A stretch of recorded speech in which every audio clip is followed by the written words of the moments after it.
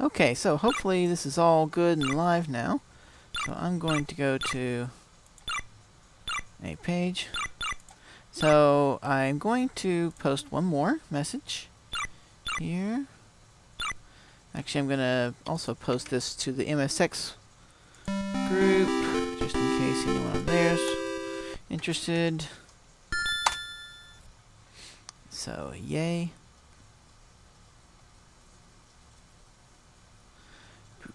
Posts. I would like to post. Why can I not post? I just want to make a post. Why is it? I want to go to the group, please. Thank you. There we go. Okay. And I'm going to make a post. There we are. Okay. So, hello everyone. I am just quickly sending links to everybody in case people want to watch this stuff. And so on. So, there we go. I did that. Okay. So, hopefully this is going to work. I don't know. We'll see how this is going. Yes. So, hello. I think I'm live. Hope I'm live. Yes. Looks like I am. Okay. And let me double check and make sure everyone can hear me. Yes, I believe so. I believe everyone should be able to hear me now. Let's double check down here. Mic audio looks like it's good. Okay, so you should be able to hear me, and you should also hear this game. And this is a game called Stones of Wisdom, which is made by Casio. I guess, I don't know if there's someone like who actually programmed it for Casio or how that worked, but yes. So that is a thing. Hooray. And yes. So, I'm going to start the game. Imagine that. Alright. So, I am playing this on my MSX2. I believe this is an MSX1 game, but that's okay. The Stone of Wisdom, Kinja no Ishi, I believe. And my TV is down here. I've got my TV sitting on top of the MSX, on top of a computer, where I can see it, and I'm streaming. My TV is actually connected via... oh, you know what? I didn't plug in the actual MSX keyboard. So, a quick note. My MSX is one of the Sony models with a detachable keyboard, which I much prefer, but I didn't plug it in, so that means I can't put in the password. And interestingly enough, the password in this game use kanji, or not kanji, but kana, instead of the Romaji text, our alphabet. So you can't type in the passwords in this game on a Western MSX machine, apparently, which made it less popular in the West. But anyway, I'm just going to go ahead and start a new game. So this is, this is the Wizard, it's the Wisdom, Stones of Wisdom, sorry. And, yeah. So, it's a Zelda clone kind of thing, although it's hard to call it a Zelda clone when it came out the same year as Zelda. Zelda came out in February, so this was probably in development at the same time. It's not likely that this game was developed immediately after Zelda came out in February and released in the same year, 1986. It is possible, but not likely. Yeah. So, this is a live. So if you look over there, it says on the screen here, I'm going to point at my camera. If you look over here somewhere, it says call in on Skype, Doors and Dungeons. So please feel free to call me on Skype if you want to chat with me, with audio, with the voices of people of audio. Oh, this controller's not very good. Okay. The up on this is not very maneuverable. It does have auto fire, which is nice. Although actually you move so slowly. Might not even be worth it. Yeah, I think I'm going to change controllers here. But yes, you can go to the Doors and Dungeons on Skype, and you can talk with sound. If you do video as well, it will show up. So I would recommend you not do that unless you just really, really want to be seen in the live thing. The goal is for it to be audio only, but if someone messes up, they mess up. I guess I could also just block it or whatever. But yeah. So that's up. I'll leave that up to you if you really want to show your video, and you're not, naked or something, or doing something inappropriate. We can do that, but the idea is for it to be an audio chat, because this is eventually possibly going to get turned into a podcast. So, okay, there we go. I can move much better now with this. This controller is much better. Good. Okay.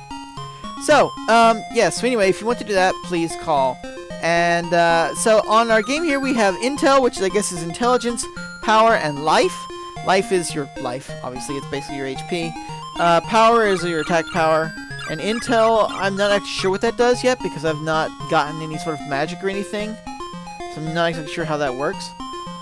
This game looks very, very deceptively straightforward, because it's just go up those stairs, attack some enemies, grab an item, go up some more stairs. And it just seems very linear at first. And what I discovered is that the first stage is very, very linear, and then after that, the later stages are very not. So it is a little bit obvious looking at first, but if you, give it some time, you'll find out that it's not as much as you think. I'm checking out Twitter here, and let's see, which one am I logged into? No, I want to be on that one, I think. Okay, there we are. Cool. So, yes. And I cannot see if people are here, but anyway, there is a chat, and I'll just type something in it so you can see. And I'm going to try and do it without a W, because I can't type. There we are. It says hello. Oh, chat is closed? What? Oh. I guess that's the wrong chat window there. Alright, let's try that again. So I'm going to quickly pull up my chat and see... Ah, okay. So I definitely was chatting in the ROM pop-out menu. So I'm going to have to copy that and put it over here. And then I have to quickly modify this so that you can see it in the stream, because the number changed.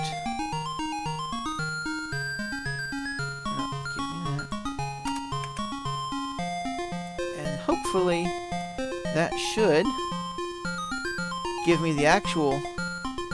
No? Okay, no, it's didn't copy. Okay. Let's try that again. Sorry, this is all very live. This is the first time I'm doing this kind of stuff. Well, actually, this is the second time I'm doing it, but it's the first time that I'm doing it with everything semi-working properly. And there we are. We now have the chat window. Cool. So, yes. So if you're interested, Doors and Dungeons. Also, you can see there's Patreon. If you want to do Patreon, you can find podcast episodes and so on. And since you probably all know that kind of stuff, I'm going to actually just go ahead and make this bigger so you can see more of the screen. So let's just go ahead and do this. Actually, what I'm going to do is I'm going to put it here. No, there's a little bit of a block. I want you to be able to see that you can call me on Doors and Dungeons. So I'm going to make this bigger.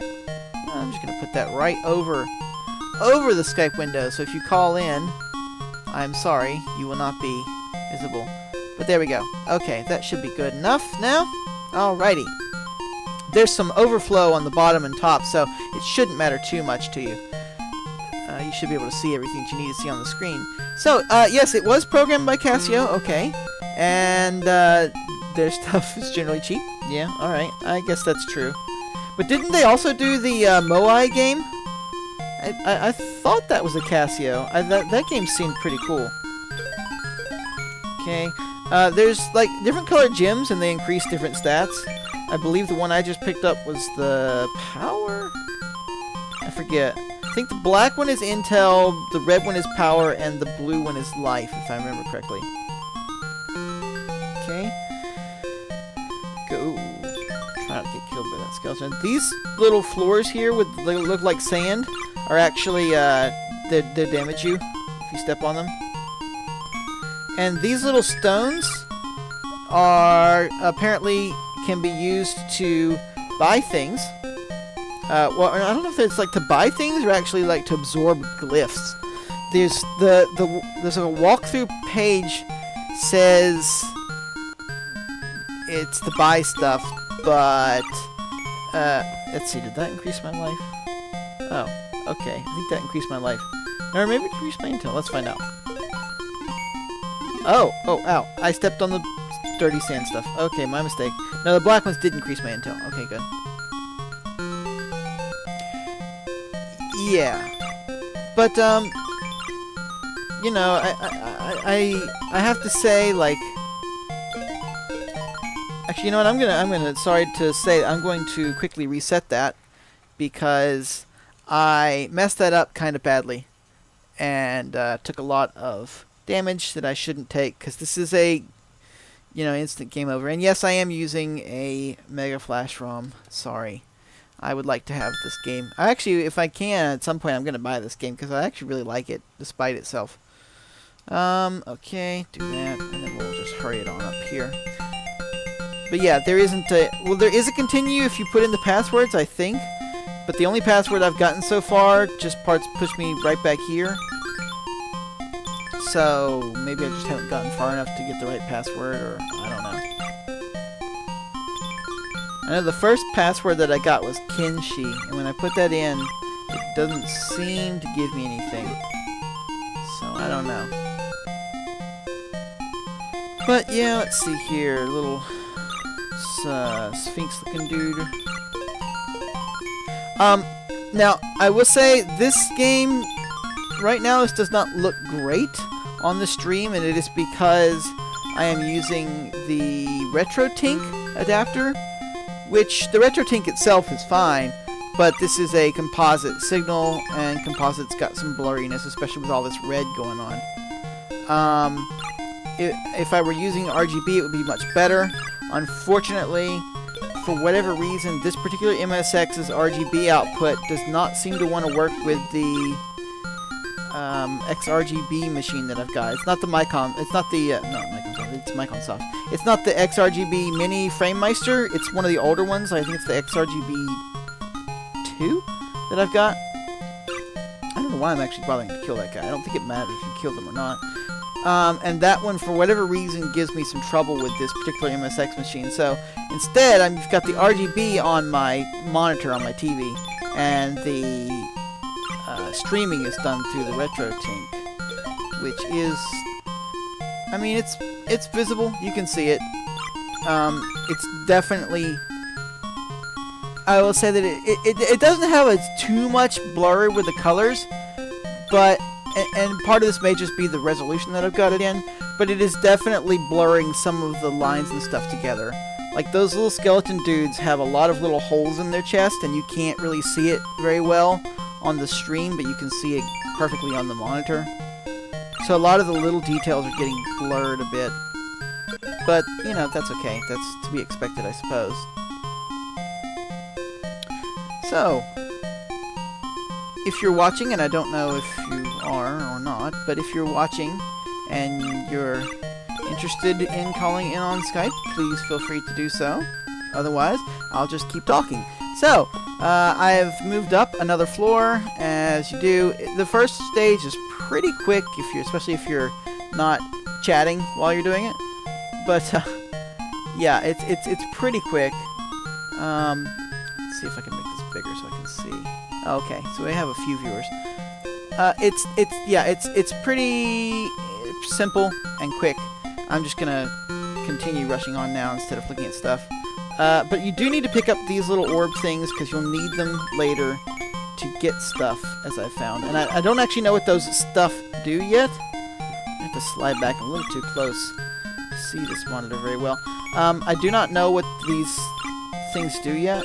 But basically, there's 4 stones that you have to get. And I'm sure I need the instruction manual to really figure this out, but There are 4 stones that you have to get, but then there's also a room with all these glyphs on the floor.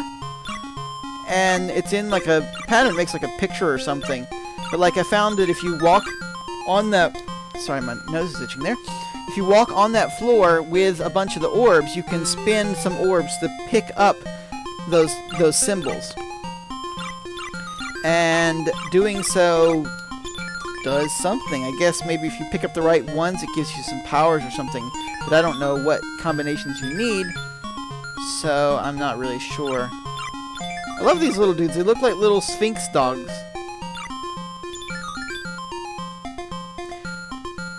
I have picked up 2 of the stones so far when I've played this game before, so that's cool. It means I've gotten halfway through.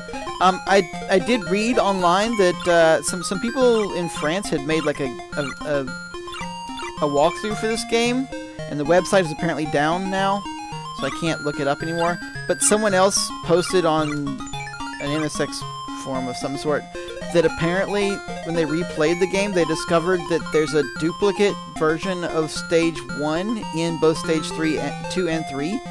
And so, essentially, the walkthrough is incomplete. Because there's a whole, like... Ah, why did I walk on that? There's a whole, like, extra... Dang it. Subsection that that they just missed. And I don't know if it's, like, important to beat the game, or if it's there to throw you off, or if you have to, like, go back to find things, or what. But, yeah. Let's continue on here. That hurts my intel, I think. Which, again, I don't actually know what that stat does, but whatever. I really dislike these guys. These guys and the little spinny coin-looking things that do geometry. Those annoy me. These guys just take too many hits. And they walk in odd patterns sometimes. Do too many diagonals for my taste.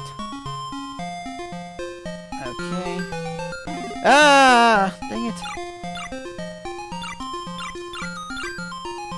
Okay, I have to kill all these. Well, I think I have to kill all these. Do I have to? Yeah, okay, I have to kill all these for the secret to appear. I guess this is my mini-boss, you could say. Okay. I will say, for a game that came out the same year as the first Zelda, especially considering it didn't have all the big name and budget as Nintendo would have had at the time, it's pretty cool. It's maybe not as cool as the first Zelda, obviously. Definitely not this big. But yeah, so this is our first stone room. And now we're into the second area. Yay. And from here on out, it gets less linear.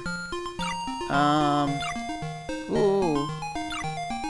I don't know that I actually need to kill these guys, but I just am.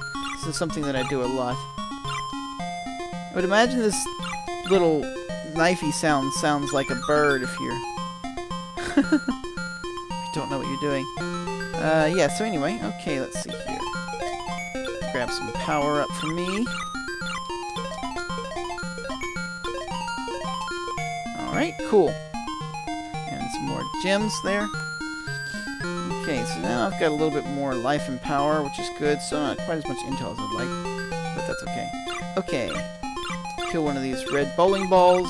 They look like bowling balls to me, because they've got 2 little holes on the side. Okay. Maybe they're sideways slimes. I don't know. Walk like an Egyptian here. If anyone watching this knows anything about this game that I don't know, please feel free to tell me. But I don't think this game is super well known. But yeah. It's also not a very expensive game. You can find it loose cart on Yahoo auctions right now for 1,500 yen. Which is about $15, I guess. $14, something like that. And I can find a decent looking box copy for 5,000 yen. Which is not bad, I think. I don't know if I've got it on my watch list. Yeah, these little guys here, these guys annoy me. Especially if there's more space. Like in this room, there's less space, so they're not as annoying. Although the dude did just damage me a lot. Yeah, let's see here. Okay. So now it gets less... Where is it? It gets less linear from here on out. I'm gonna attack this little horse thing. There we go. There seems to be some hidden stuff in here as well. Let's see here. I'm pretty sure there's a way I can... Maybe not. Let's see if I can hit that horse. No. Okay. I'm gonna go this way. Some of these you can break, and some of them you can't. Kill my red jam bowling ball. Enemy there. Let's see. Go there if I want to, but I'm gonna not go there yet. Because I've played this once already, and I think it leads to a dead end unless you do other things first. So this room is really frustrating to me. Because... Oh! Partly because of these little spinny things.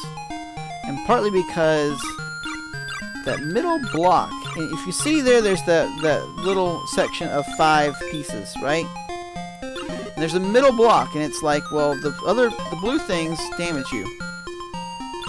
So, how you gonna get that, right? How you gonna get that middle one without taking a bunch of damage?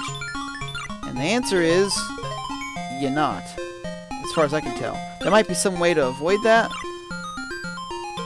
Some power-up or something that I don't know about.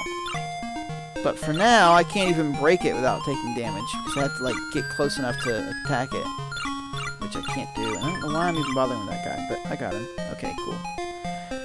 So, I don't know what to do next here as far as that goes. I'm not going to take damage because I just don't want to. So I'm going to go on, and I'm going to take care of that thing. I mean, if I sit down and really be careful about the geometry, I can kill these guys without taking damage. Like I just did there. But also got a bit lucky. At least this pattern is not going to hurt me. Let's see here. Sneak. Can I sneak? Sneak around underneath that stairway. There we go. Stairway sneak. Okay. And then I'm going to go up here. And around here, I know there's some hidden stuff in various places. At least it seemed to be. Ah! That was dumb. That was totally my fault. Let's see here. Okay. I feel like some of these enemies, like the amount of damage they take, is oddly like, what's the word? Inconsistent. And maybe it's just because of my power stat. But sometimes I feel like that one red dude took more damage than the other red dude right beside him. And I'm like, huh?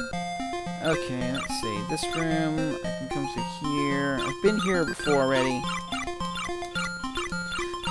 But and not like right now, but I mean in the past playing this game. I'm gonna take down that dude. I know I can get in there. I don't remember how. Maybe it's from the bottom. Nope. Side, no. Top. Aha! There we go. Okay. Horse attack time. Horse attack time! Okay, got me an orb thing. I think I can probably get through one of these as well. No! Okay, I'm gonna go. Nope. Okay, don't need to go that way then. Okay, let's see here. Oh, oddly enough in this game, these little, at least in stage 2, oftentimes when you scroll the room, those little blocks come back. They shouldn't, but they do. I don't know why. A programming glitch with the way the rooms scroll or something, I don't know.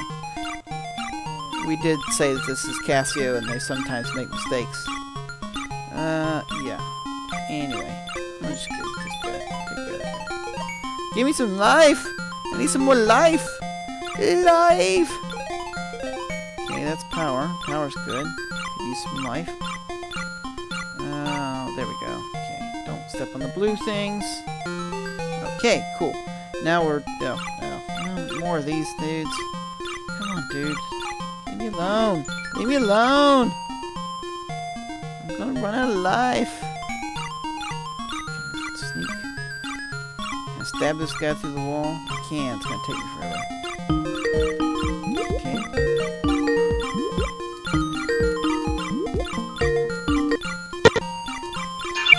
Okay. A caller. Hello. Hello. So I'm gonna see if this is working here. I think it is. If you can tell me if you're being heard on the stream, please let me know. If anybody can tell me if my caller here, go ahead and give me your name and what town you're from. Howdy, Michelle. This is Logan from Asheville. Oh, okay. From Asheville or Asheboro? Asheville now. Oh, I didn't know that. Yeah. Okay. Yep. I was gonna say, I thought you were from Fayetteville? Grew up in Fayetteville, Okay. of course, then up in Boone, then Japan, now Asheville. I see. Oh, Skype is working. I just gotta adjust the volume on it. Okay, cool. There we go. Great. So everyone can hear. Okay, so what do you have? Have you been looking at this game so far? I just woke up and turned on your stream. Cool. Well, what do you think of this game as you have seen it for the past 15 seconds? Yeah. Oh, no. It kind of looks like... my first thought was Kid Icarus. I don't know why. Yeah, this is more top-down than that. Yeah. But, you know, I will say that what this game really does remind me of, even more than Zelda, is, do you remember, I think you were with me when we bought it, that math game for the Famicom? It's like Zelda with math. Yes. Yeah, that's what this game looks like to me. You still have that game? I do have that game. I need to stream it sometime. There's a game, and I can't remember what it's called. I have it. It was one of the Famicom Disk System blister pack that almost looked like a VHS show. Yeah, it definitely was. It was like this. Well, the reason it was that big is because it had a manga inside of it. It had a full manga that also was the instruction manual. Yeah, the pack-ins. Was that Data East? Was that a Data East one? No, I think that was some... I don't remember. Okay, so this is the room where you can pick up symbols. And I do not know what symbols I need, or why, or what they do. But I'm going to pick some up. So let's get... vote for me. Everybody vote. What symbols do you want me to get? I'll pick up one per person. Logan, what symbol would you like me to get? I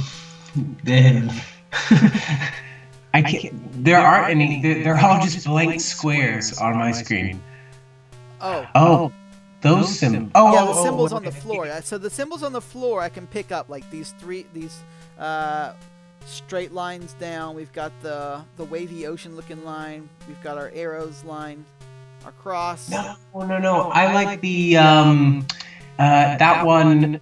UFO. Third row on the right. Third row from the bottom on the right. Two from the right. It's like...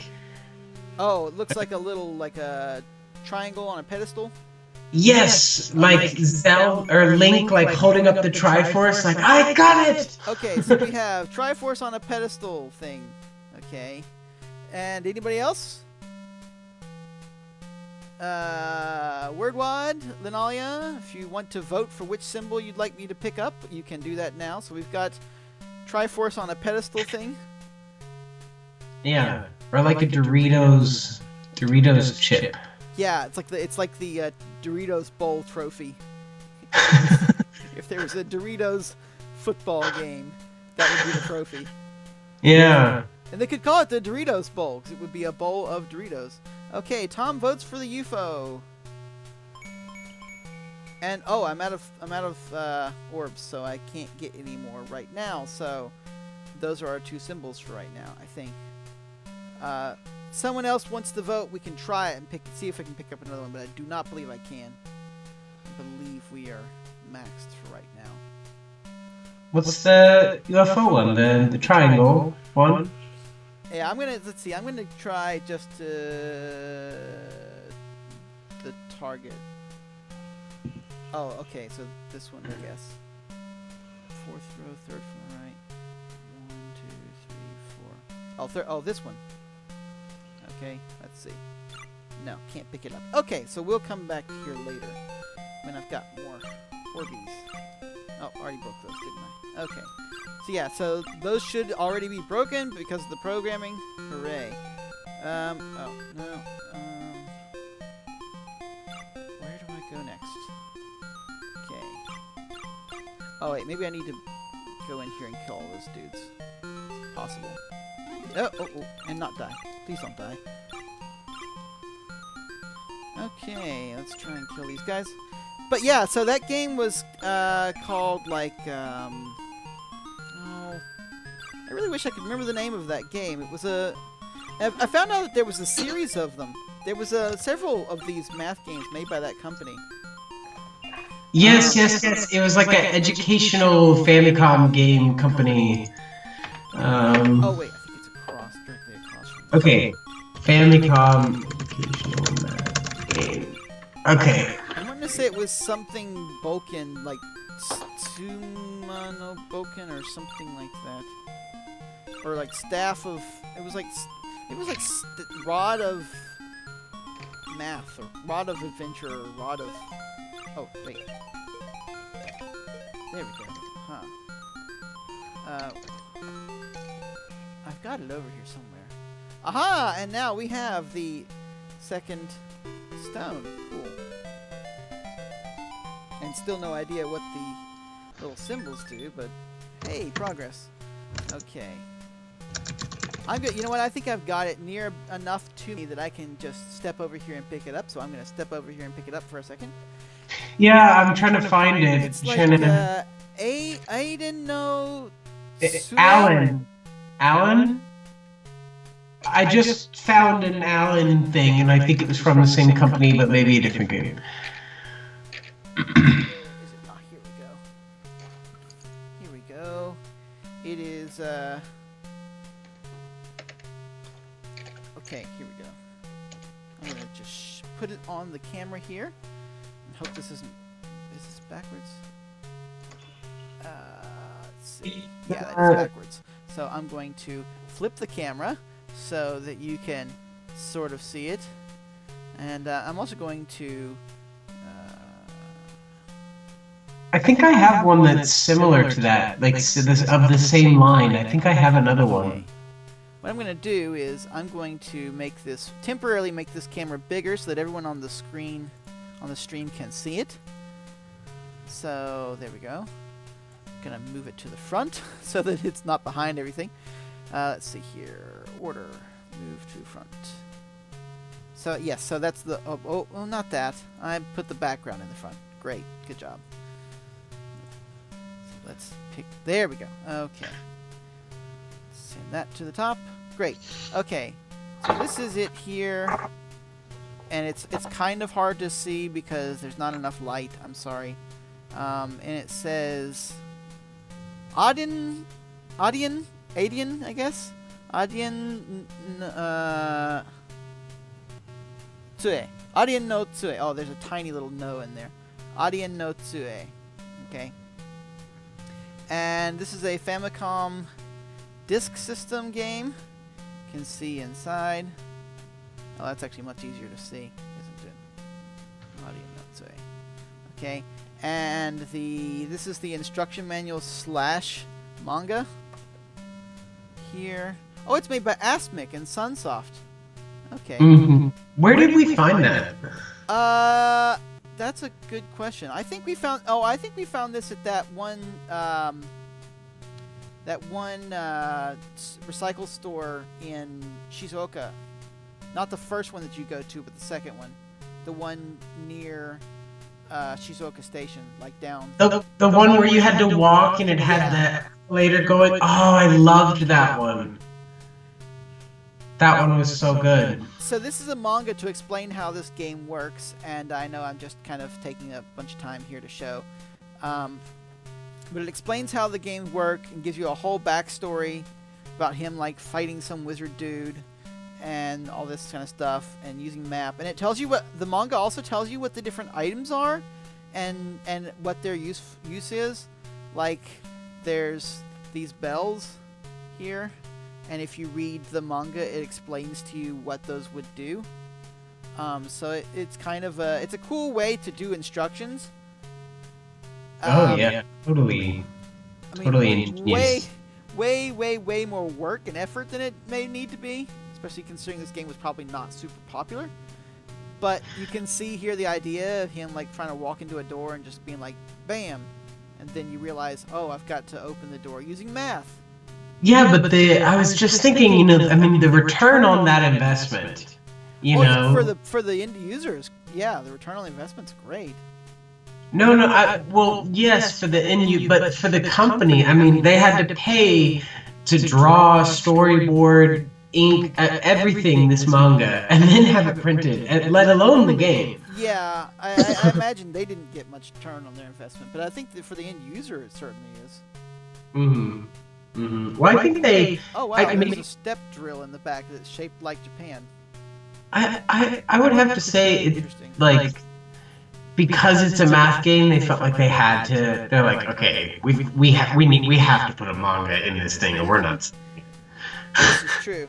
I will say though that this game is actually very hard for me because I have a thing called dyscalculia where it makes it really hard. One of the main side effects, is that it makes me really difficult to do math in my head, even the simplest math, addition and subtraction and so on.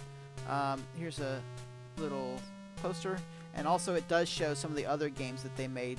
One of them is Alan, as you said. Oh, nice. So, yes. Ordo. I don't know. I'm almost positive that I have one of those games. I think different one than you. But everything's packed away right now. I see. So, yeah, I'll show you here. You can kind of sort of see. It's really hard to see because there's not enough light. But it's a Zelda-looking viewpoint kind of game, very much like a Zelda dungeon, except there's math equations on the wall, and you have to go up and touch the numbers to solve the equation. Like, it gives you an equation. You can't really see it, but it gives you an equation at the top of the screen and where your status bar would be. And then there's numbers on the wall you have to touch to... open the doors, which is a neat concept, and like I said, very difficult for me because I essentially have dyslexia of math, or dyslexia for numbers, which makes it really hard to do a game like that, which is why it's kind of a cool game for me to have, because it could actually be really good practice for me. It's you've unlocked legendary mode. Yes. But yeah, so now we have 2 symbols and 2 stones, so let's continue on to stage 3, which is green. And I do believe that we can actually go forward, like progress the stage. We can also go back into the previous stage at this point, I believe, which is odd because it means that like previous stages are still accessible. Like they build on top of each other, which is I guess what the person was talking about. I mentioned earlier, someone was saying like there was a guide online that didn't mention the previous stages.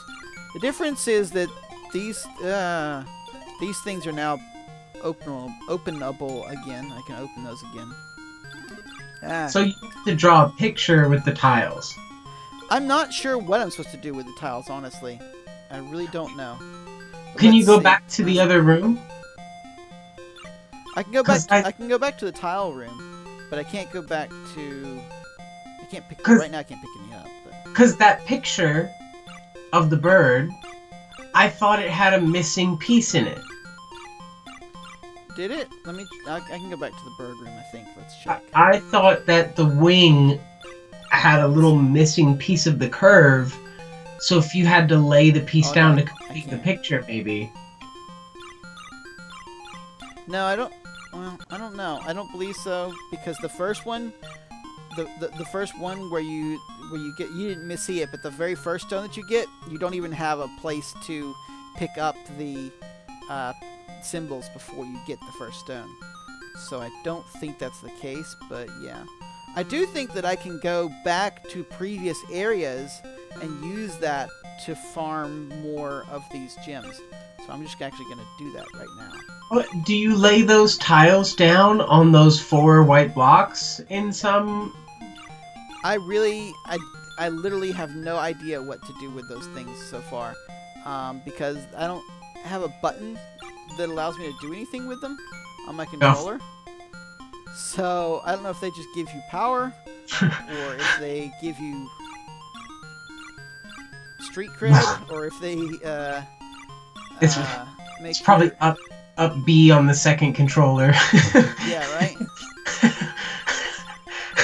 But I will say, I was pointing out earlier, you missed this part, Logan. This game actually came out the same year as the first Zelda game, which is interesting because they probably were not copying Zelda when they made this, because most likely it was developed around the same time, because the first Zelda game came out in February of 86, and this came out in 86. I don't know what month in 86, but like, even if it came out in December, like December to February is not much time to develop a game like this. I mean, granted, people did it, but oh, I died. Pooh. Okay. Zelda was 86. No kidding. Kaito. I think I read that. I think that said Kaito. But that was 3 years into the Famicom, because the Famicom was 83, right? I believe it was 85. 85. Let me double check real fast. I'm going to get the keyboard for this MSX, so I'll be right back. I have to take my headphones off because I cannot reach it.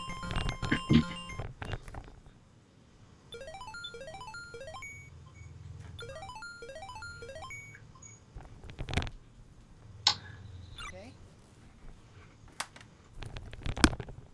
My headphones back on. I apologize to anyone listening. My apologies if you just heard a bunch of, microphone clicky-clackies. So this is the keyboard for my particular MSX machine here. This is a Sony Hitbit HBF500 Model 2, which has fixed the problem with the cartridge slots that the original release and French European releases had. Yes, so I'm going to plug that in. Okay. Make sure I don't knock over my TV. There we go. Okay, good. So, I can use this keyboard now. I'm going to enter in a password. What was it? Kaito? Is that what I said? Kaito? Okay. I think maybe, yeah. Okay, so now I have to look at this keyboard and find out, because it's not like a modern system of entering Japanese keyboard keystrokes. You have to find, hunt and peck, as it were. Sorry, I can't really give you a good view of this, but you have to hunt and peck for the katakana on this keyboard. So let's see here. Ka. Where is ka? Ka. Ka. Ka. Oh, kaki. Okay, so they're in a fairly good little order here. They're in kakiku keko. So, okay, so it goes. Oh, yeah. So ka. E. Where's E? Oh, in the top. Okay. E. To. That is a very simple layout. 1, 2, 3, 4, 5 is A, I, U, E, O. Q, W, E, R, T is Kaki, Ku, Ke, Ko. A, S, D, F, G is Sashi, Su, Se, So. And it goes down in order from left to right across the keyboard. Oh, I kind of like that. Yeah, and then the stuff that doesn't quite fit is over on the far right after the next row. And that's actually really convenient. It may not be natural for typing, but it's a lot easier to find. Okay, so let's see if that gives me anything. Oh, no. See, I'm still back at the beginning with nothing. Bonus, that I can tell. That's so interesting, isn't it? Because back in those days, I mean, there wasn't necessarily a set standard of like we have now. Absolutely not. No, standards were not a thing in computers at the time, really. Other than this is the MSX standard. But I don't even know if the MSX standard had a keyboard layout standard for the Japanese lettering. They might. They might have all had that. I'm not really sure. If anyone else here has an MSX who can tell me if the katakana was laid out that way, please let me know on their machine. But yeah, I'm not sure about that. Okay, so I'm going to try and rush through this. I don't think there's any hidden areas. I'm just going to grab all the orbs and try and get through here. So I might not talk a ton here because I'm going to try and just rush through this area so I can get back to where we were. Okay, and kill that little dude. But now you can see the beginning areas here, Logan. Dun, dun, dun, dun. Yeah, right? It's the final countdown. Oh, no. So are they, are the colors differentiating the level? Yes, so you start in red, and then it goes to blue, and then it goes to green. I don't know what the fourth would be. Magenta. Riffraff. Yeah, who knows? Good question. I hope it's not yellow. I don't like yellow all much. Okay. It's just ultraviolet. Oh no! I can't see the walls! It's beyond my visible spectrum! You just get to the, you somehow make it through the ultraviolet level and you keep going and now you're in like the X-ray level. It's just no, see, I think the last level should just be like a queer rainbow dance party. Just like yeah, there you go. You just disco with all the little skeleton dudes. Yeah. The little Egyptians are doing walk like an Egyptian. Everything's flashing. It's like you just come up seizure that time. Confetti explosion. Yeah. Oh man. And the sword has a different purpose. Yeah, so I like these games. These very puzzle intense, top down. Yeah. There's a few out there. There's not a ton, but there's a few out there. Most of them tend to just kind of go the Zelda route, which is fine. But this is a little bit more. I don't know. I don't want to say that it's more puzzly than Zelda because it's not. At least for the early Zeldas. The later Zeldas, it's definitely less puzzly, but then, you know, that's just part of that's just the limitations of the machine. This is MSX1, so this is far more limited than what the Famicom disk system could do at the time. It's just way more space. I mean, I believe this is a 16 kilobyte game. I think that, like, this one does seem more puzzly. 16 kilobit, anyway. It does seem more puzzly, but I think perhaps like it's like Zelda worked really hard to create a cohesive world. Yeah. Whereas this is more like it's like okay, like you're still in a game, right? You're not in Hyrule, so to speak. Yeah. Well, also Zelda was made by someone with a vision. And this was made by somebody who just kind of liked some games and decided to make something for Casio. I mean, Casio is not known as a game-making company. They're known as a budget piano chew toy company. Oh, I knew that couldn't work through there. Budget piano chew toy. I mean, lots of them get eaten by dogs, I'm sure. But, yeah. I stepped on the black thing. I think that gives me damage to my intelligence. Yeah, so it does seem more puzzly, but I think it's because you're just going, like, room to room to room to room of puzzle, whereas the other... does this have an overworld? Not that I know of. I believe it does not. A lot of games at this time period in this style don't have overworlds. Because they just didn't have room for them.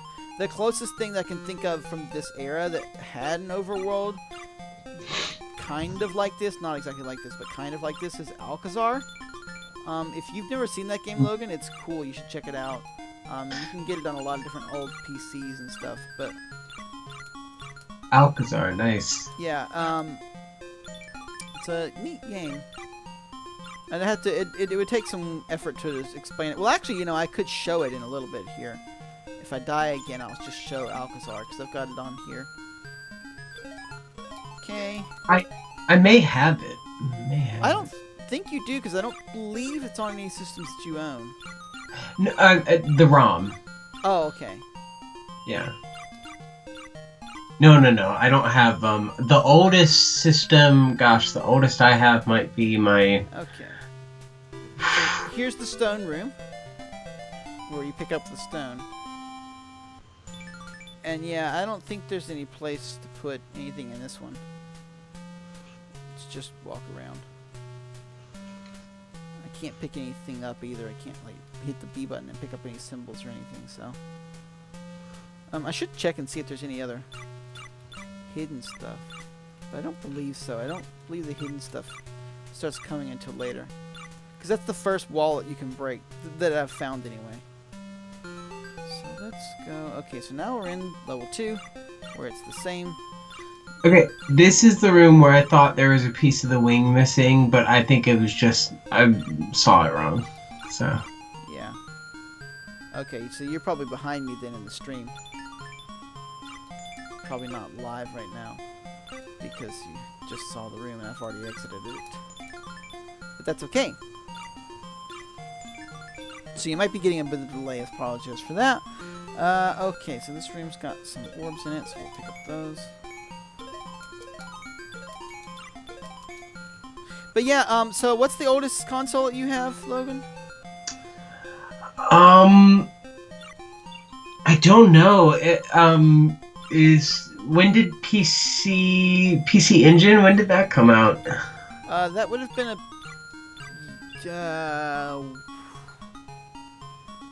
1 to 2 years after the Famicom, I believe. I'm wanting to say like 80.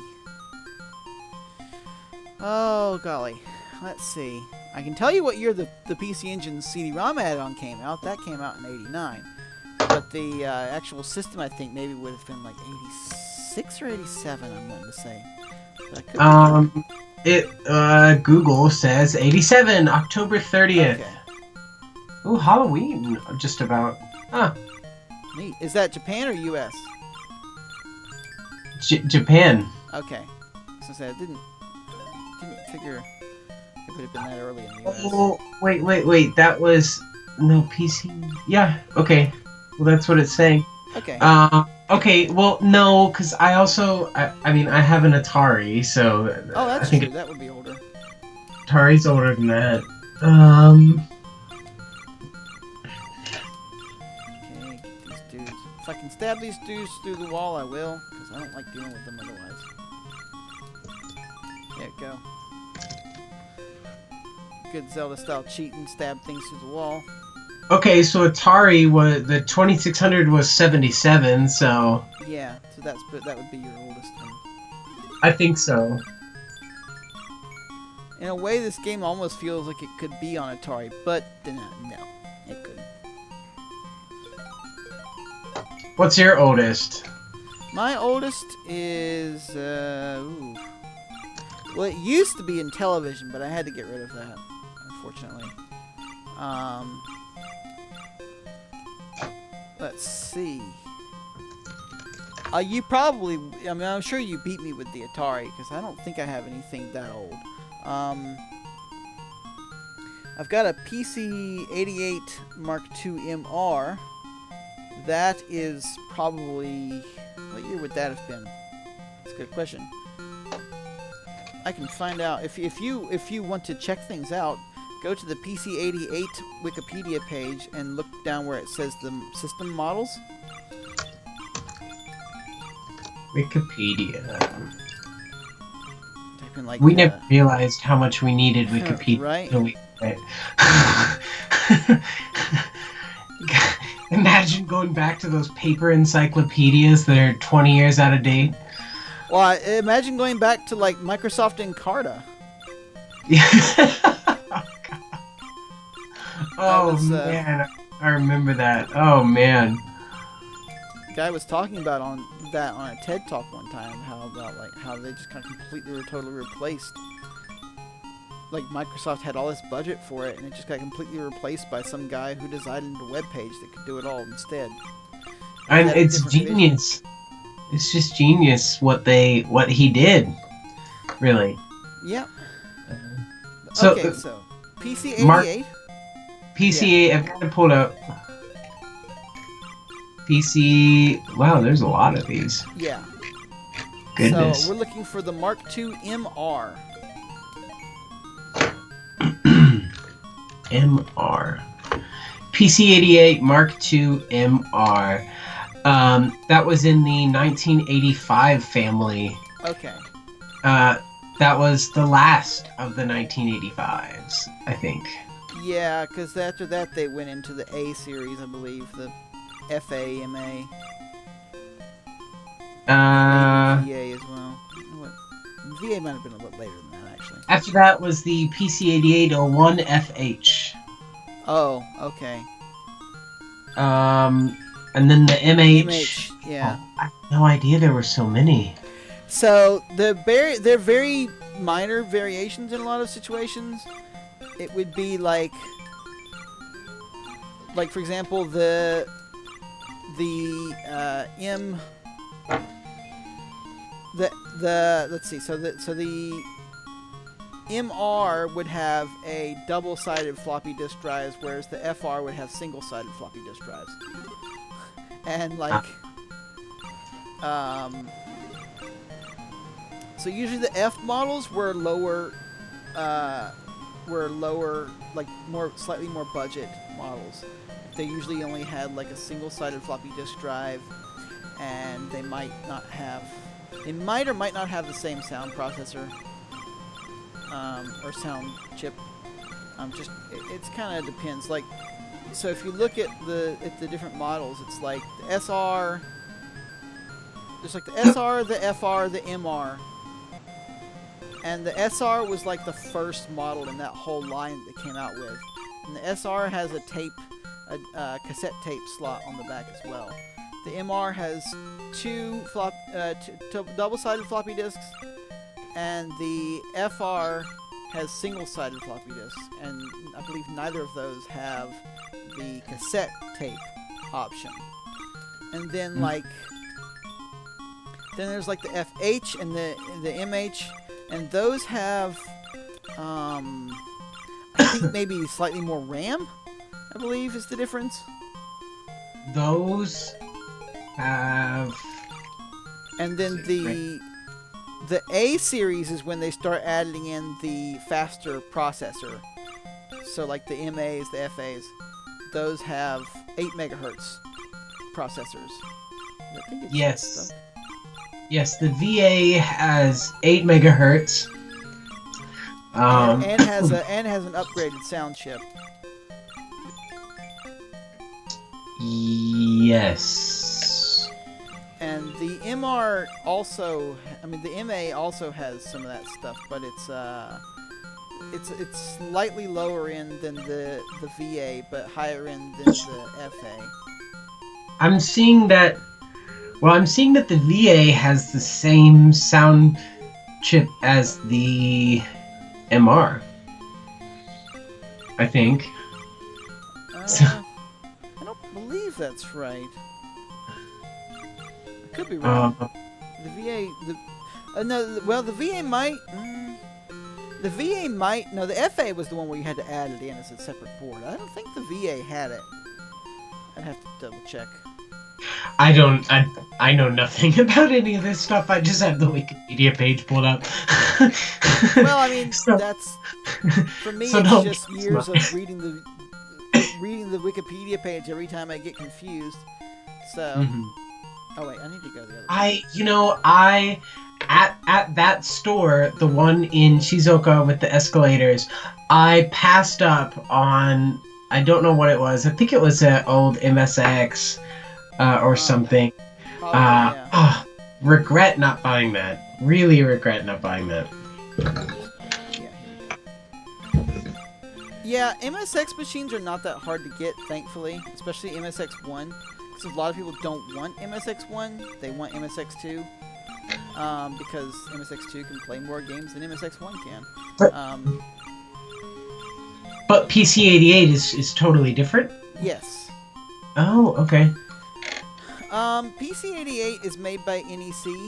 It's PC-88 is designed to be more of a business machine.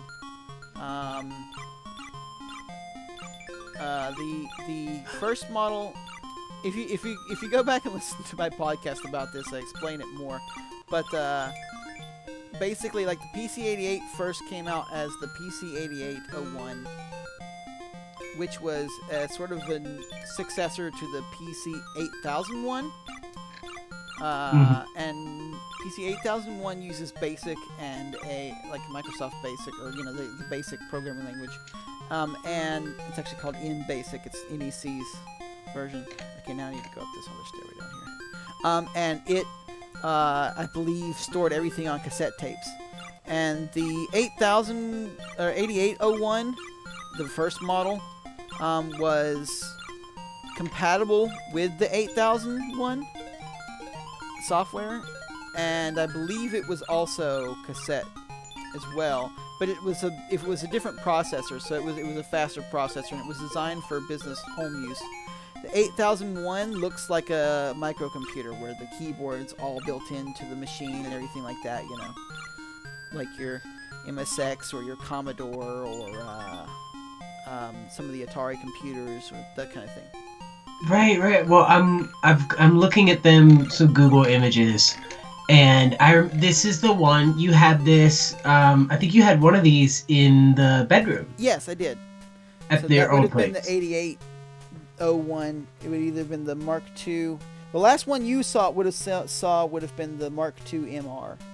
Right now I have you can't see it over here, but right now I have a MR and an MA. AMR and AMA.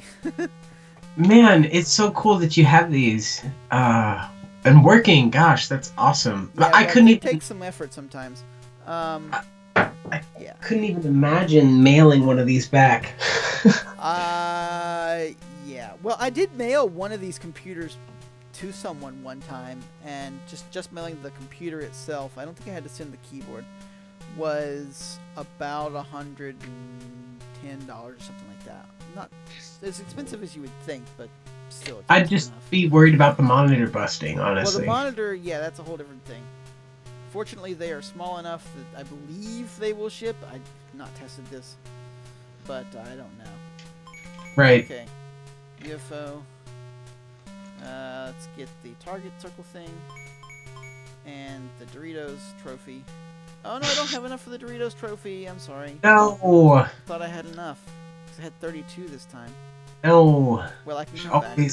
Always have enough for Doritos. I will have to. Yeah.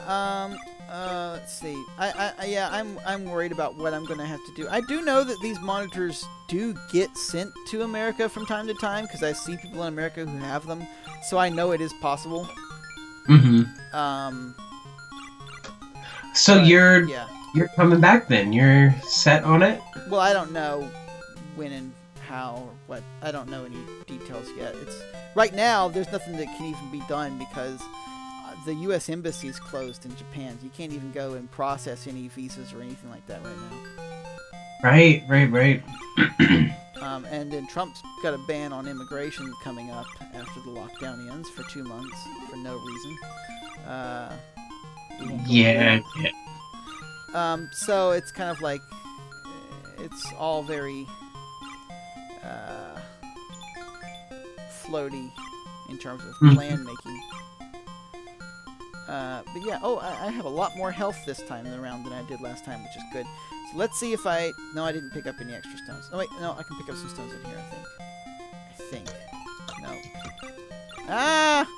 Got hit by the horse. Come on, dude. This little floaty orb thing drives me crazy. Was it? Okay, so that was clearly the Navajo bird, or like modeled after one of the Navajo. Nazca, yeah. Is it? Oh, Nazca. Nazca, thanks. Not Navajo. Yeah, Navajo. I Well, maybe. still don't have enough to pick up the Doritos. I'll have to come back for the Doritos. Okay, so I was just out of curiosity. I'm googling the symbol to see if there's anything in the, like a shape in the middle. Hmm. I don't believe they replicated it correctly in the game. The Nazca lines were a common theme in this period of Japanese game development. I actually have a podcast episode that's going to be coming out about this, about like all the ancient aliens theory that gets used in Japanese games from the 80s and 90s. Nice. Before a lot of people even knew about it in the West, especially like in America, because we didn't really seem to know anything about it until the Ancient Aliens TV show, and aliens. But Like the Moai stuff. right. Oh yeah, Moai's in a lot of games. The Nazca lines are in a lot of games. A lot of the South American stuff, like what's it called? The Olmec stuff's in there, and so on. There's a lot of that stuff in Japanese games from this period, and it kind of begs the question of why did they latch on to it at that time period when we hadn't? And that's something we discuss in this podcast episode that's going to be coming out and is going to be very long, unfortunately. Well, not unfortunately, because it's cool, but it's also... As part of the sort of geeky zeitgeist of Japan. Oh. Yeah. And there's a lot of games that had this stuff, and it's really surprising just how many there were at the time. Okay. Can you trace it to the same developers? No, it's all across all different genres and all different companies. Interesting. So, yeah. Yeah. Okay. So this game looks fun. I would play this game. I would give this game a playthrough or an afternoon. I would give this game an afternoon. Yeah, it definitely was that for me today. Like I started messing with it just slightly last night, and I was like, this game is going to be a great afternoon game. I started playing it this afternoon. I fell asleep a couple times, just because I fell asleep because it was the afternoon. And yeah. Okay, so yeah. We're in the stage 2 areas. So let's see if we can find. Oh, trying to get killed there. Let's see if I can find where you can get back to the earlier stages. I am currently working my way through Albert Odyssey. Oh, yeah, that's a game that not enough people talk about. For the first time, no less. Yeah, I've never played it really. I know of it. I think I actually had one of the games in that series. You're playing it in Japanese, or are you playing it with like a translation patch, or? I'm playing it in English with a ROM pack. Okay. However, for those who are concerned about that type of thing, I do actually own the game. I do own the Japanese version of the game that the Japanese to advance for me. So I am emulating something that I do own. So. Okay, so we're back to the bird room. Yeah, that's definitely not how it looks in Nazca. The Nazca version is a lot more compressed and has a lot less space in the middle. But yes, I'm playing in English. The Japanese was just a little bit too advanced, and while I could get through it, it was like I didn't want to miss any of the story because it is a very intricate weaving story. Man, it's a marvelous game. Yeah, I can't. Really? You should. Yes, I've heard the it was music. cool, but I've not sat down with it that much. The music is incredible, and the storyline, and it's like just like a goofy kind of go at your own pace, just RPG. It's great. And it doesn't take itself too seriously. Was that door here last time? Oh no, that door was not here last time. Interesting. So a door got added in that room that was not there when we were playing through the level 2 version of it. No, we're in the stage 3 version of it. perhaps what it is we're not even changing stages, but what's happening is each stone of wisdom that I get allows me to see more and more of the world around me. Ooh. I like that theory. I don't know if they put that much thought into this game, but yeah, well, hard to say. I don't know. It's possible, but I don't have the instruction manual, so I don't know for sure. Right, if they put this whole like background lore into it of now, actually, they probably did. Yeah, they probably did. Actually, you're right. I would imagine that they probably did. Yeah. I mean, it was probably something that somebody came up with, while drunk one night at an after party, but still. Right. Well, I mean, but to some degree, there was one company that did that, I can't remember the name of the company now, but they are famous for the Far East of Eden series. Ah. I believe it was that one, or was it the people that made the Exile games? I don't remember which. So there's two games in particular, the Far East of Eden series, which is a kind of a ninja RPG kind of series, and then there's another one called Exile, which is a series where you're some dude in the Middle East, in like ancient Middle East, fighting Middle Eastern demon things while also being a mercenary dude. And one of these two companies, or both, and for all I know, they might even be the same company. I don't remember. I don't think so. I think Exile was made by... Was Exile made by Telnet? I don't know. Type in, if you got your Wikipedia out, type in XZR and game. Maybe. XZR. Yeah, because they actually stylized it as Exile. XZR. Exile. Oh, yes, I've got it right here. XZR. Elon Musk announces the name of his next child.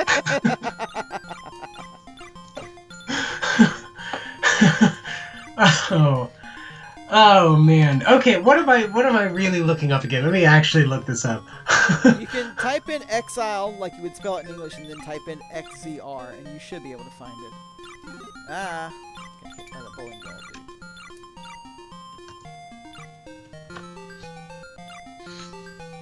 Yes, Hardcore Gaming 101. Okay. Now, was this game made by Telnet?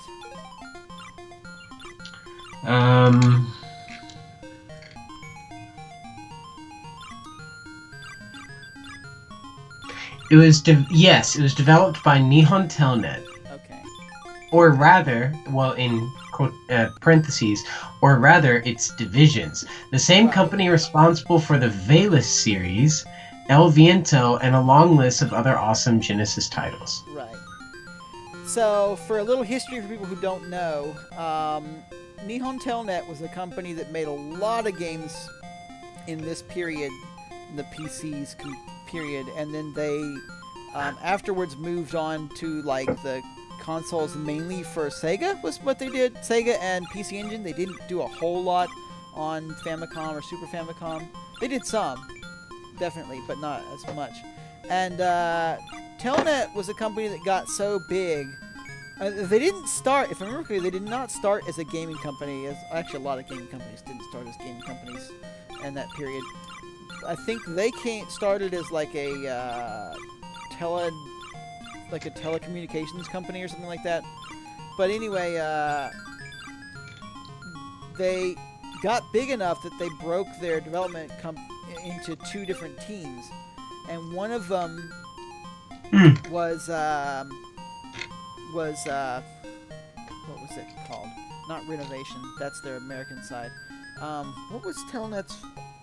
Telnet had two teams, and one of them was Wolf Team, which turned into the Tales studio, which makes the Tales of games now. Oh.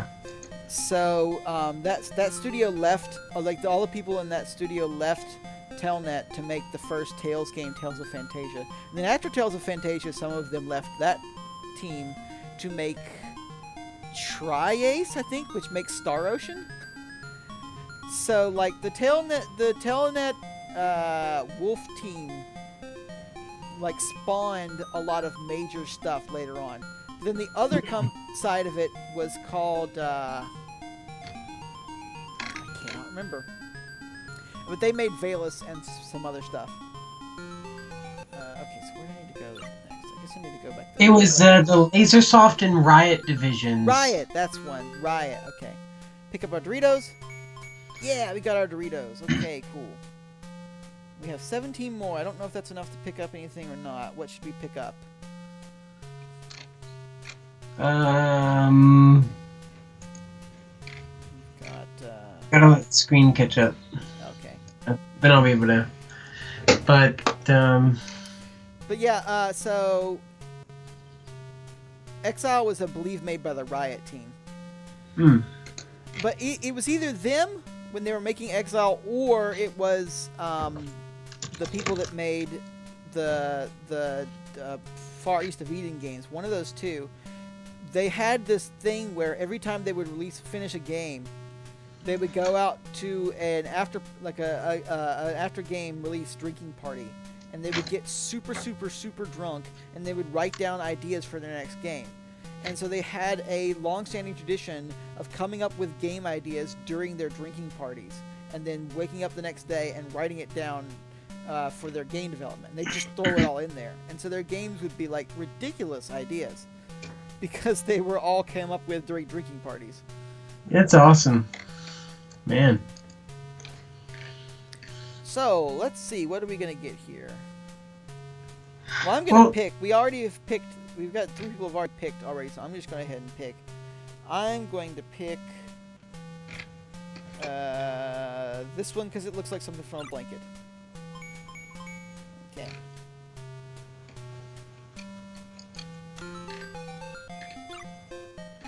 Again, I do not know what game that does. Well, I think there are a lot of games that were influenced by one thing or another. I mean, you look at Earthbound. I mean, there was clearly a sort of like a psychedelic influence from the 80s was in there for sure. Yeah, I mean that developer's well known for being a very bizarre guy anyway.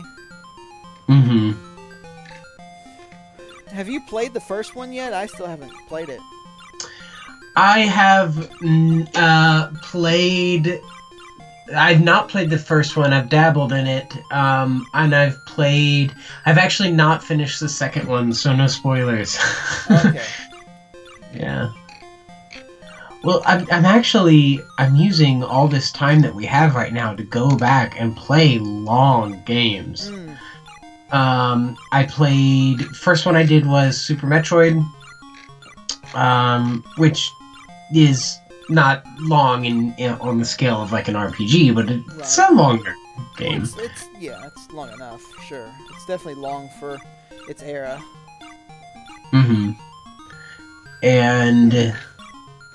And now I'm doing Albert Odyssey. And next, I think after I finish Albert Odyssey, which I think I'm over halfway through,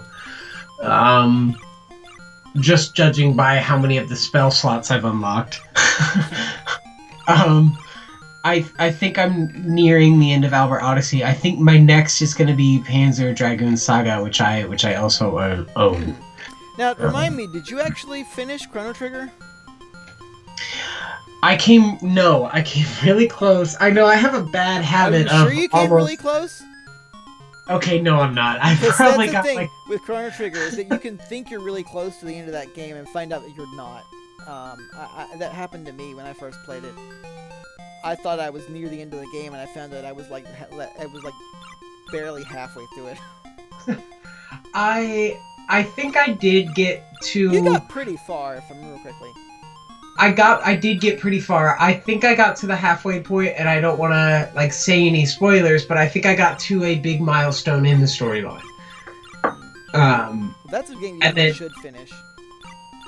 I know. The lack of FMV cutscenes, there's not really anything that you'd be missing by playing it on the Super Nintendo. It's pretty much the same game in all versions, for the most part. See, that's another game. I own the Japanese version, but I'll probably emulate the emulate it with English. Right. Just so I don't miss any story. Well, and you should for that game. Because you definitely don't want to miss anything on that one. Now, where am I supposed to go next? Yeah, no, I'm using all this time to just play all these like wonderful long RPGs because that's the best that I could have. I'm like, well, I've got time now. So, question: what are you using to play them? Are you using the Super Nintendo Mini thing, or are you using it with a computer, or? On the for Super Metroid, I used the Super Nintendo Mini.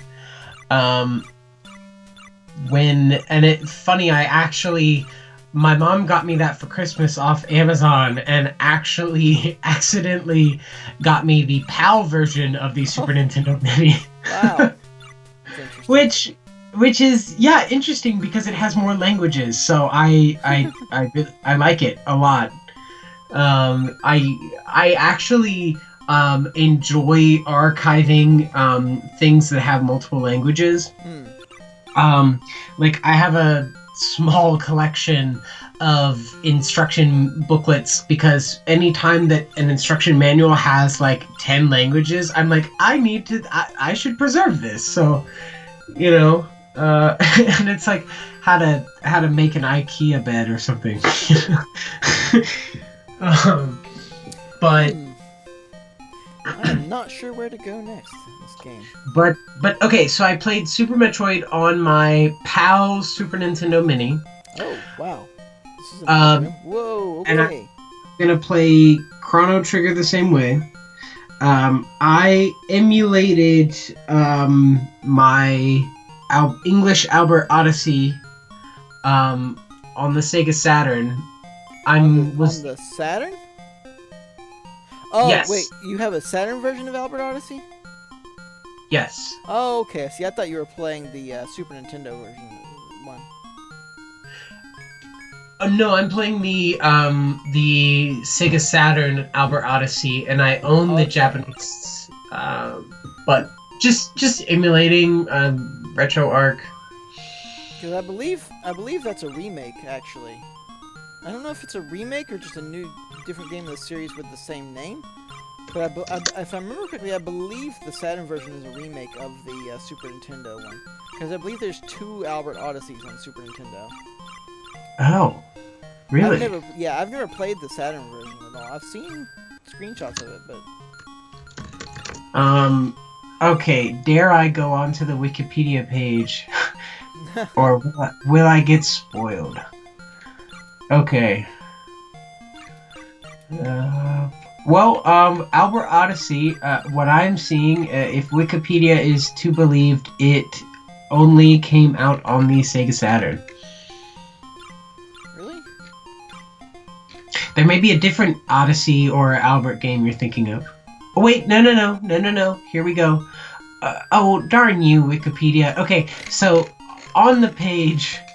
Classic Wikipedia. You shouldn't trust Wikipedia because it's only 67% accurate. That's what like my data information teacher said, something like that. So on the Wikipedia page, there's Albert Odyssey, and then it says platforms Sega Saturn. You scroll way down to the bottom, and it says, see also Albert Odyssey, Super Famicom. Thanks Wikipedia for listing. Okay. There is an Albert Odyssey on the Sega. I did not know there was one on the Super Famicom. Yeah. Interesting. And I don't know if they're the same game, like a remake, or if they're sequels to each other. The Super Famicom is a tactical role-playing game developed and published by Sunsoft. Yes. 1993. Okay. Strategy-based combat. Yes. Oh, wow. It is the first game in the Albert Odyssey series and was followed by 2 sequels, Albert Odyssey 2 Jashin no Taido in 1994 and Albert Odyssey Legend of Eldian in 1996. Is that the Saturn game? Yes. Okay, so then that would mean that the Saturn game is not a sequel. I mean, not a remake, it's a sequel. Okay. That would make sense because the one in the Saturn game is a wonderfully developed and flushed out game. And so it would be much less likely to me that the what's the word? That the like origin of the series, you mean? It's unlikely to me that the IP would be that well developed by the first game. Right, yeah. You wouldn't imagine a game that necessarily. You wouldn't imagine a game that high level being the first game in the series, the origin of it. That's what I was getting at. I really can't think of. Yes. We were saying the same thing, different ways, but I'm trying to actually think of a game that was like, because even Panzer Dragoon was the third, Albert Odyssey was the third. I'm going to take a break here for a second and say that I have no idea where to go next in this game. And it's annoying because I have like the highest stats I've ever had while playing this game. And yet I don't know what I'm supposed to do next. Because I cannot find another... Like, I found some hidden rooms and they've given me more orbs and stuff, but beyond that, I don't know where to go. What happens if you put the tiles down in a certain order on those 4 squares? I don't think you can put them down. Yeah, I can't do anything with them, I can just pick them up. You can't put them down on those 4 squares? I can't do anything with them. Oh. Yeah, no, I told you it's up B on the second controller. Oh, okay, well, let me slide this over to the second controller slot here for a second. Yeah. Which will, knowing MSX, will probably just continue to control the game. Oh, no, it didn't. Okay. Up B, up A. No! No, I'm just kidding. But I thought it would be amusing to actually do it. What if it actually was? Yeah, exactly. Well, there are some games out there in this era that have some equally obscure stuff in it, let me tell you. But, yeah. Hold down Alt 7 on the keyboard, and then up B on the second controller. Right? I ought to go and look and see if there's a GameFAQs guide to this game or not. Probably not, but... Do you ever... I definitely find myself... I will play a game like this. I'll play a game like this, and then I'll hit a point where I'm like... Where I genuinely give it the old college try... Or whatever. Yeah, and then you just reach the... No, I'm done with that. Give me a guide. Right. Yeah, the game that happened to me with was La Mulana, which you need to play if you've not played it. I know you haven't.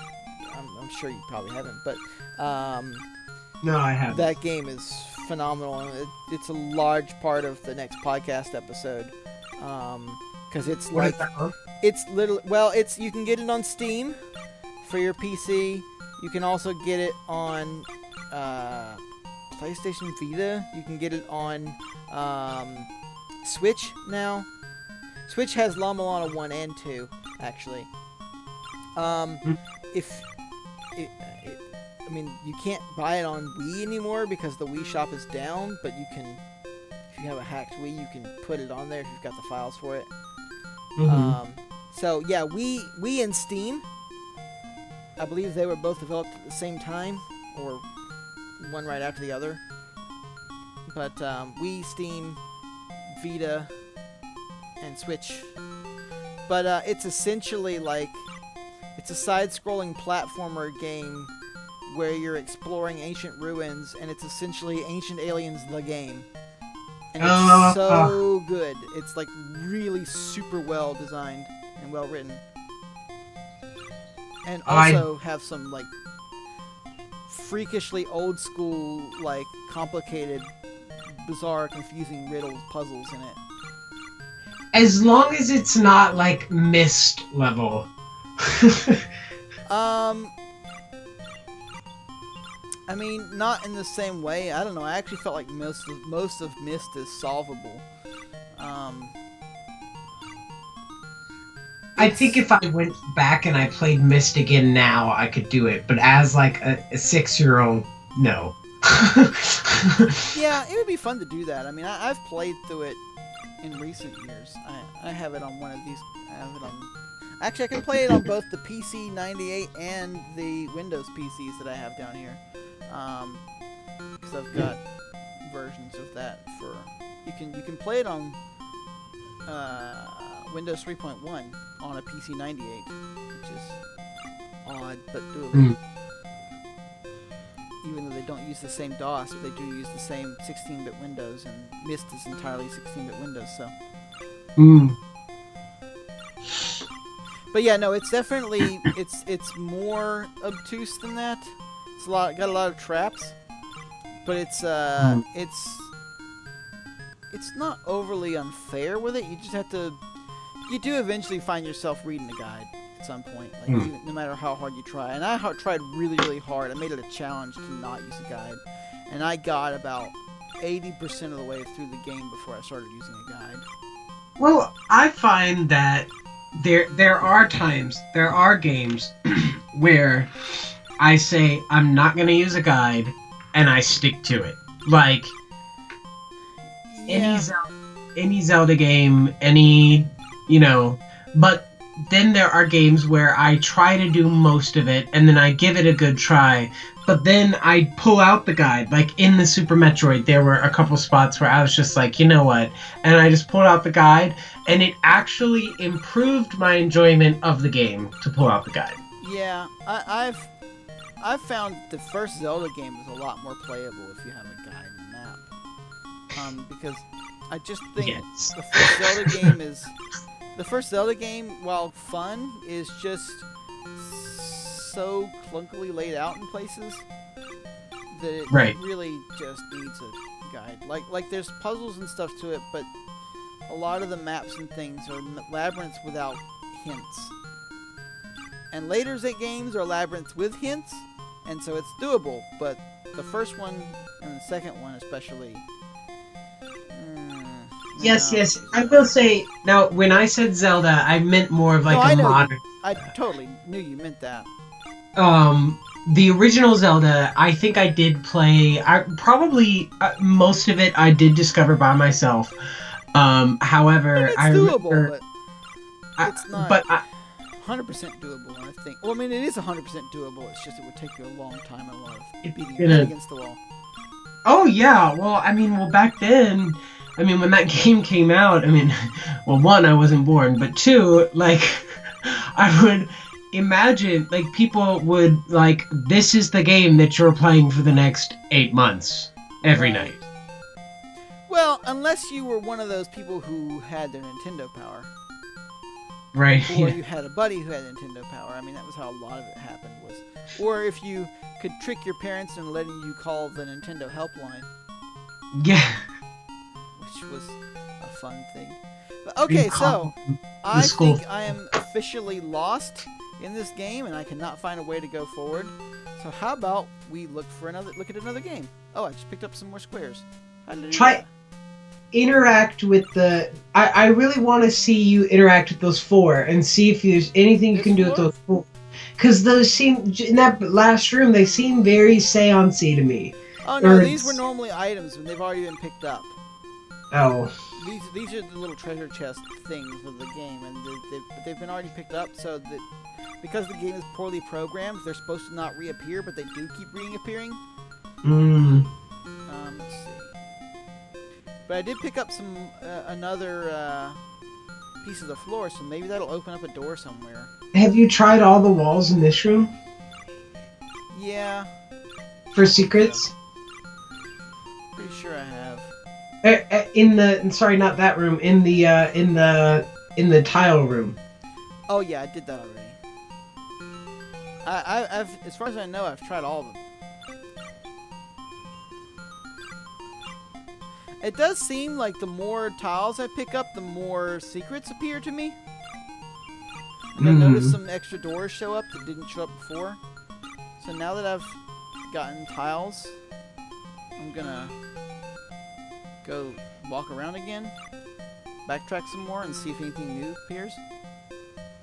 Because I've killed all the enemies so far in this area, so... So now you're just wandering around an empty labyrinth, slashing your sword at the walls. Yep. Which I'm sure is gripping streaming material, let me tell you. If you just imagine this in like real life, you're like, I don't know, I'm like you just get stuck in the dungeon and the hero dies, starves to death in the dungeon. Yeah. I mean, that's kind of how a lot of the old Ultima games are. Because you have to have food, and you can just get lost and just run around running out of food. Oh, wow. Wow. They were... I think there was a period of time where they were much more about, like, they wanted it to be real and strategy, and they wanted you to think... wanted you to think about rest and food. Did I just walk over that without taking damage? I've never seen you go into that arrow room. That was new. Oh, no, I did that before. You might have missed it. Okay. So I now have the ability to walk over these blue tiles without taking damage. That's good to know. I don't know which one of those squares gave me that ability.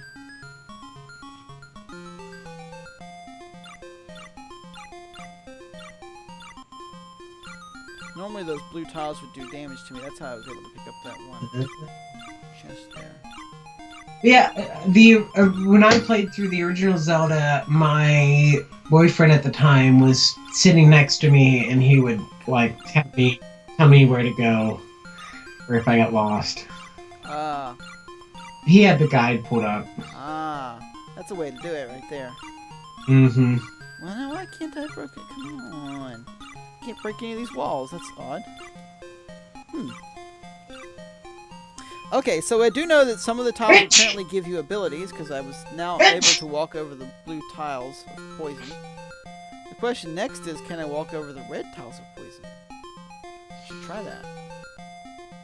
You know, for some reason this game, I just suddenly got reminded of Space Cop Galvin, or whatever that game is. Galabon. Yeah, how you get power-ups, and then they allow you to then access new areas, and which I realize now is every game, but... Yeah, but it's specifically backtracking kind of thing. Yeah. I need to play that game some more. I did eventually get it. Galvin does not get enough credit, because I really like that game a lot. Okay, let's see if I can walk over the black tile. It's not perfect, and it does get a little grindy, but so the overall design of the game could have been a little bit better. But that is a good game. Yeah, it is. I thought that was a quite good-looking game. Okay, so I know that I can walk over the poisonous, dangerous tiles now without taking damage, but that doesn't help me too much. Let's backtrack back towards the earliest part of the game. Backtrack.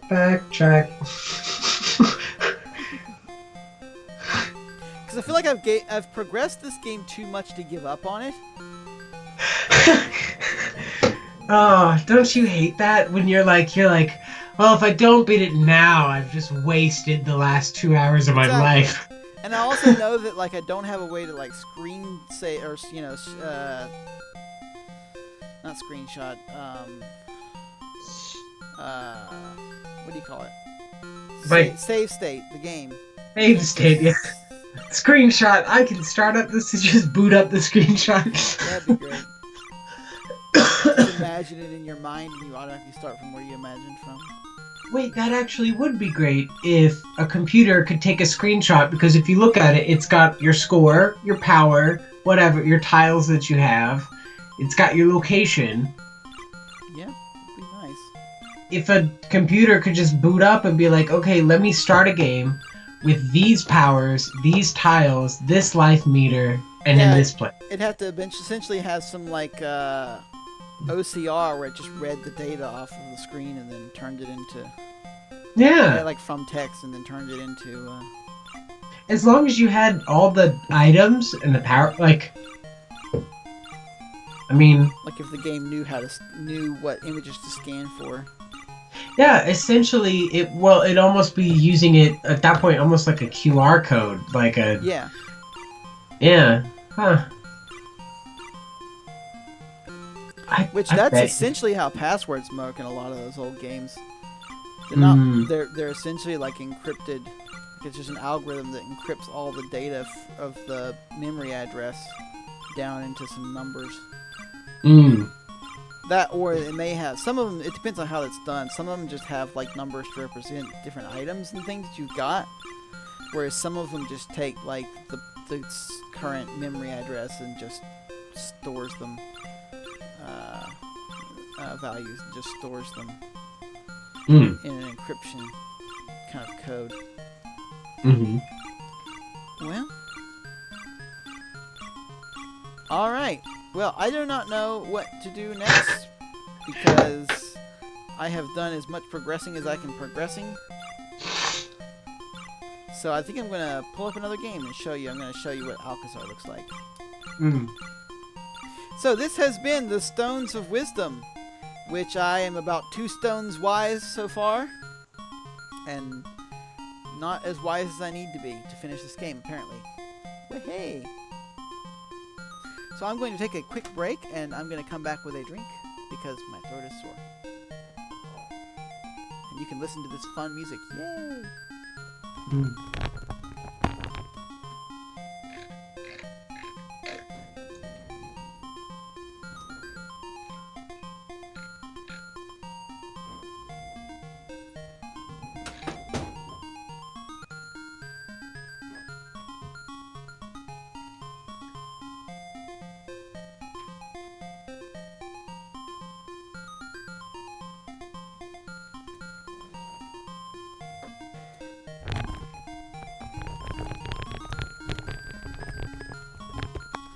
Alright, and I am back. And let's see here. So I'm going to go ahead and sadly say goodbye to Stones of Wisdom. I'm sure I could repeat this feat of Stones of Wisdoming in the future.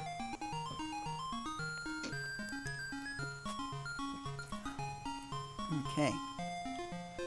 I have to look up some more information on this game and try to figure it out. Or buy it. There's a box copy online I could buy for 5,000 yen.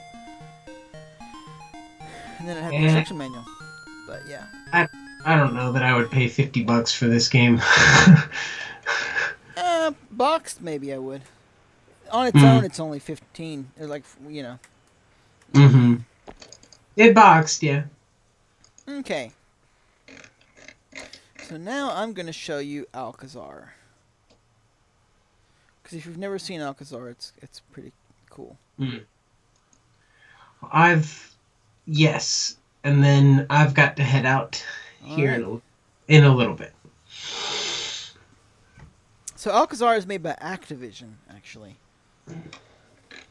1985. It was ported to a lot of different things. Is this going to be keyboard only? This might be a keyboard only game. So let me pull out my keyboard. My MSX keyboard. Okay. Press F5 to start. Oh, no, it's not keyboard only. I just had to press F5 to start. Well, okay, so I got my... So this is the world map of this game. And, it's kind of... the world map is kind of similar to Dragon Buster, if you've ever seen that game. I think maybe... I want to say you've shown me Dragon Buster at some point. Yeah, I might have seen one of those Arino games where he played through it, Game Center CX. But yeah, so you pick a castle you go through, and you actually gotta like find different items in each castle, or like certain castles, in a certain order. So you really actually need to know exactly what order you should be doing this in. But I'm just showing you, so I'm just gonna show you. The thing about this game is that this whole world map of stuff is essentially happening in real time. Stuff that happens in one castle might be affecting stuff that's happening in other castles. Oh. And you can walk out of one side of the castle and a door might get you to the other side of the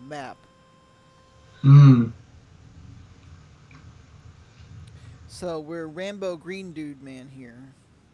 We've Hmm. got guns and stuff. Enemies will walk around in the castles, like through the different doors and stuff. They will roam. They don't just stay in one place in each room. Wow. And I just got killed. It's the castle countdown. Yeah. Okay. There we go. And there's a lot of stuff you need to kind of know about this game to really be able to play it.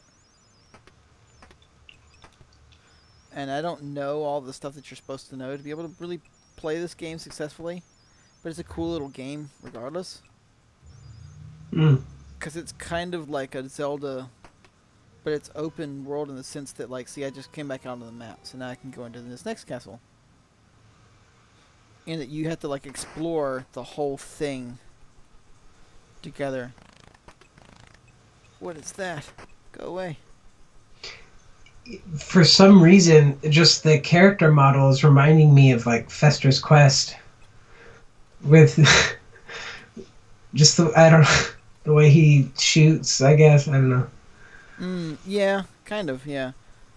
And I don't know if that's supposed to be like his hair or the back of his t-shirt. I believe these footprints on the floor tell you that there's an enemy nearby. Remember quickly? I think I'm out of bullets. I'm gonna die. Okay. It just turned into a game of Tomb Runner now. Oh, here's.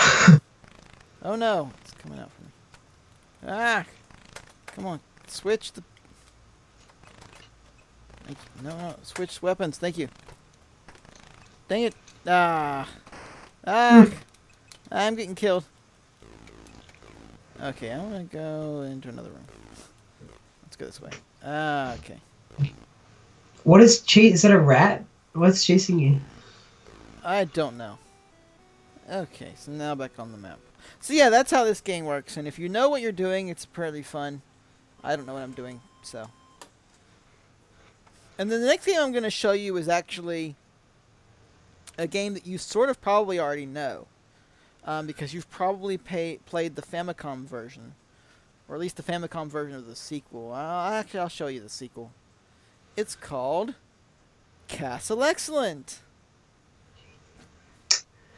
Oh, yes. I think I've... That's the one that has the light in it.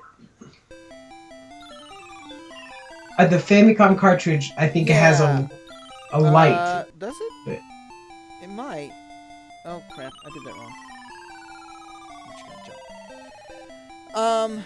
Yeah, that might be one of the ones that has a light in it. I can't remember off the top of my head. I know the... Oops, I did that wrong. I know the one that was like the Spelunker or whatever. Or not Spelunker, but it's something like Spelunker. Or maybe it is Spelunker.